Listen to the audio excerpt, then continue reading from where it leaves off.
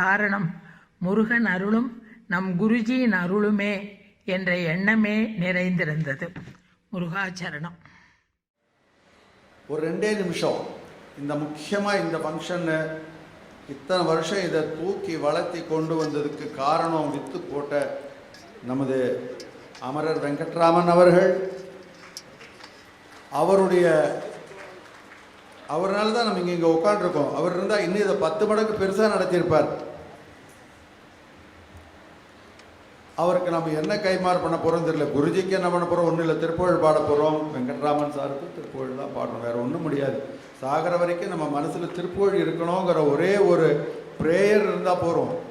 அதுக்கு அவன் பகவான் வந்து நமக்கு அருள் பண்ணிட்டான்னா அது போகிறோம். நமக்கு கண்ணை மூடுற வரைக்கும் திருப்புகழ் ஏதாவது ஒரு பாட்டு எங்கேருந்தாவது ஒழிச்சுன்னு இருக்கணும். நம்ம பாடணும்னு கூட நமக்கு ஒரு அவசியம் இல்லை.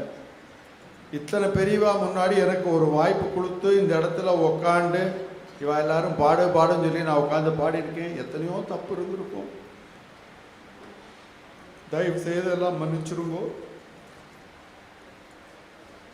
2 நிமிஷம் உமா வெங்கட்ராமனுக்கு வந்திருக்காரு. இன்னைக்கு வெங்கட்ராமன் திருப்புகழுக்கு அவ்வளவு தொண்டு பண்ணினார்னா அதுக்கு பின்னாடி உமா இருந்திருக்கா.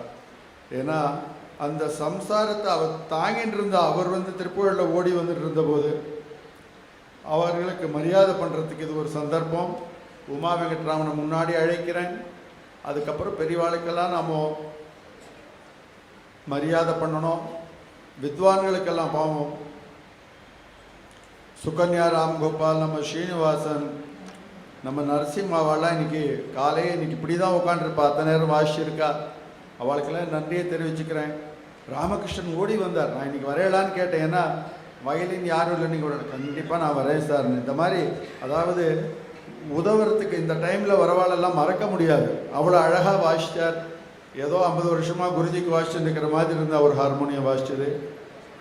இந்த ஒரு நல்ல நாளை நம்ம எப்பவும் நினச்சிக்கிற மாதிரி இவெல்லாம் நமக்கு பண்ணியிருக்கா. லேட்டாக எடுத்து வழக்கம் போல் எல்லாருக்கும் மரியாதை பண்ணுறதுக்கு அவளை கேட்டுக்கிறேன்.